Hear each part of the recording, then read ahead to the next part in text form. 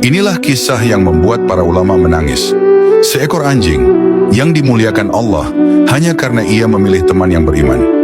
Pada masa dahulu, hiduplah sekelompok pemuda beriman yang dikenal sebagai Ashabul Kahfi.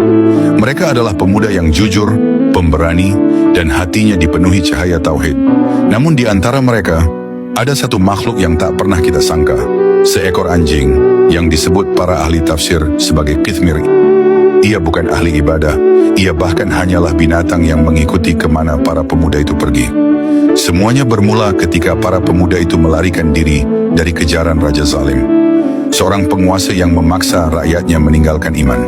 Ashabul Kahfi memilih hutan, lembah, dan gunung berbatu demi mempertahankan tauhid, dan di belakang mereka berlari anjing ini.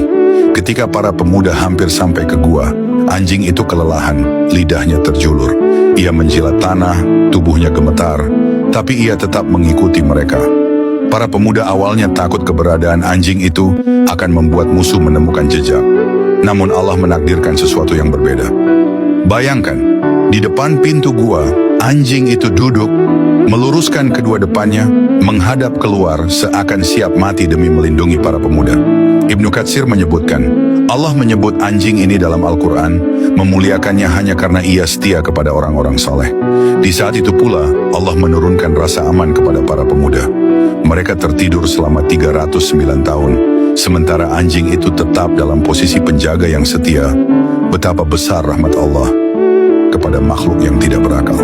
Dari peristiwa ini kita belajar bahwa lingkungan menentukan kemuliaan seseorang, bahkan seekor hewan. Jika anjing bisa dimuliakan karena menemani ahli iman, maka bagaimana dengan kita, manusia yang diberi akal dan hati? Pilihlah teman yang mendekatkanmu kepada Allah, karena dunia ini sirna, tapi nilai di sisi Allah akan kekal selamanya. Semoga kisah ini menambah iman kita dan membuat kita lebih berhati-hati dalam memilih sahabat.